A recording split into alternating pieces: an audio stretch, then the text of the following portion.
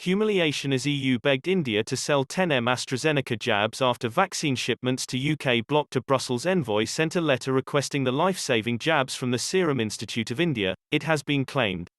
The EU is hoping to secure the shots from the world's largest vaccine market to offset supply shortfalls from AstraZeneca's European factories.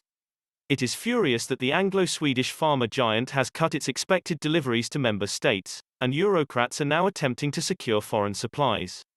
Commission President Ursula von der Leyen had previously failed to convince the United States to sanction a shipment of the Oxford-produced jab to the bloc. An Indian government source said, the EU ambassador wrote a letter, saying people give us export approvals. India currently has export controls in place as it seeks to bolster its domestic vaccination drive to halt a surge of coronavirus infections sweeping the country. It has so far sent 64 million doses abroad to 83 countries, and administered the same number at home, sparking domestic frustrations. Britain is also urging New Delhi to release a shipment of 5 million doses, made by Serum, destined for British shores. The EU is currently locked in a battle with AstraZeneca over the firm's failure to deliver enough doses to member states. In recent weeks, the European Commission has sparked an export ban row with the UK over AstraZeneca jabs. EU vaccine czar Thierry Breton warned 0 doses of the Oxford jab made on the continent would be sent to Britain as Eurocrats use their bolstered export ban to confiscate shipments. In a highly provocative outburst, the Frenchman dismissed Boris Johnson's generous offer to cooperate with the EU to boost production across the bloc. The Prime Minister is keen to avert a full-blown trade war with Brussels, but Mr. Breton declared, "We have nothing to negotiate." Mr. Breton told the FT, "We are just here to make sure that the AstraZeneca contract with the EU is delivered, and, of course, we are here to also help our British friends. But we have nothing to negotiate. If AstraZeneca does more, we don't have any issue, but as long as it doesn't deliver its commitments to us, the doses stay in Europe," he added. Britain has become target number one for the EU's export controls on medical supplies because the UK's vaccination scheme is steaming ahead of Europe's efforts.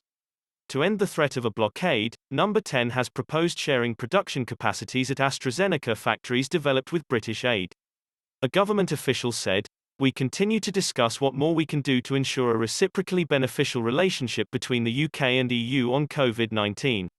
As the Prime Minister said in previous statements, including one co-signed by other world leaders, no single country can face this health emergency alone, and we need to address this challenge through solidarity and cooperation." British taxpayers pumped in £21 million to help boost production at the Halex plant in the Netherlands, which is at the centre of the EU-UK vaccines row. Brussels is demanding the lion's share of doses, around 5 million a month, produced at the AstraZeneca factory in Leiden to plug firms' shortfall in deliveries to the bloc. It has since emerged that the Dutch government refused to hand over £8.5 million after Oxford scientists asked for financial assistance to address concerns over manufacturing capacity at the facility. Prime Minister Mark Rutte turned down the approach after he received reassurances over potential production hiccups, but insiders said the offer would have helped boost capacity five-fold. His mistake is expected to hinder the bloc's argument to keep hold of the majority of doses produced at the Halex factory. Britain has now delivered at least one dose of coronavirus vaccine to more than 30 million people. In contrast, just 51 million have received their first shot across the EU.